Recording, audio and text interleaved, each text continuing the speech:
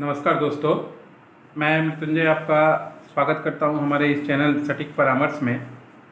और मॉर्निंग के सेशन में आप लोग लगातार हमारे हॉलमार्क के ऊपर जो वीडियोस है वो देख रहे हैं।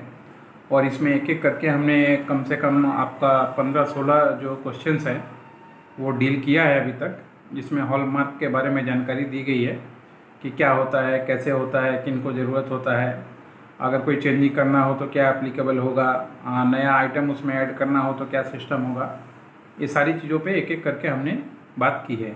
तो आज जो क्वेश्चन है या जिस टॉपिक पे हम बात करने वाले हैं कि how much does it cost for a jeweller to be registered, यानी हॉलमार्क तो मान लीजिए BIS करती है हॉलमार्क सेंटर के द्वारा। तो अगर कोई ज्वेलर BIS में रजिस्टर्ड कराना चाहता है तो उसको कितना फ़ीस लगता है या क्या उसको देना पड़ता है।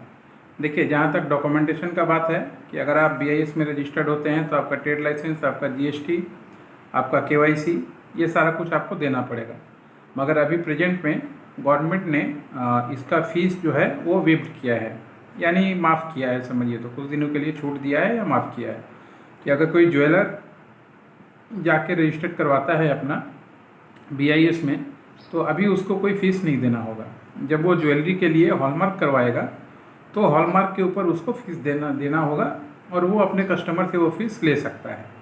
तो मोस्ट केसेस में यही होता है कि आप ज्वेलर को देते हैं अपना ज्वेलरी बनाने के लिए, वो ज्वेलरी बनाता है और बनाने के साथ साथ वो हॉलमार्क का भी रेट आपको बताता है कि इस चीज़ का हॉलमार्क कराने में इतना ग्राम का है तो इतना पैसा आपको लगेगा। अप्रॉक्स जो गवर्नमेंट फ़ीस है आपका 200-250 इसी के अप्रॉक्स है, मगर मार्केट में 300, 400, 500 रुपये तक चलता है हॉलमार्किंग का जो काम है। तो आप चाहें तो अपने जो ज्वेलर आप ले रहे हैं उससे बार्गेनिंग कर सकते हैं या पूछ सकते हैं कि कितने का रिसिप्ट देगा और कितना पैसा वो लेगा। ये सब बातें अगर क्लियर हो जाएं उसके बाद ज्वेलरी लेने में आपको अच्छा है।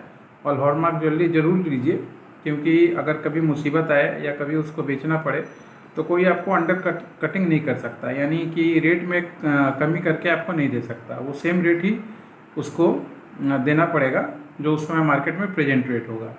यानी कि आपको ये नहीं कि आपका बोलेगा कि प्योरिटी में कमी है तो आपको दूसरा रेट चलेगा, वैसा नहीं होगा। दोस्तों, एक एक करके हम कोशिश कर रहे हैं कि गोल्ड ज्वेलरी के ऊपर जितना भी सब्जेक्ट है उस पर टॉपिक पे कवर करें और आपको बताएं।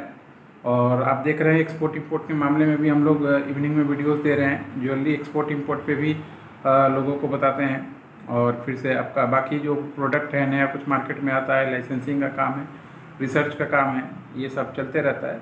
तो अगर आपको भी बिजनेस में हैं आप और बिजनेस से रिलेटेड कोई क्वेरी है, मार्केट से रिलेटेड या लाइसेंस से रिलेटेड, या रिसर्च कुछ करना चाहते हैं, नया मार्केट ढूंढना चाहते हैं, तो आप हमसे संपर्क कर सकते हैं। हम लोग एक कंसल्टेंसी फ़ी लेके आपको एक कोटेशन बना के दे देंगे और बताएंगे क्या क्या चीज़ें लगेंगी और कितना आपका बजट चाहिए होगा उस बिज़नेस को स्टार्ट करने के लिए, कितना मैन पावर चाहिए होगा, कितना क्वालिफिकेशन रहने से अच्छा होगा।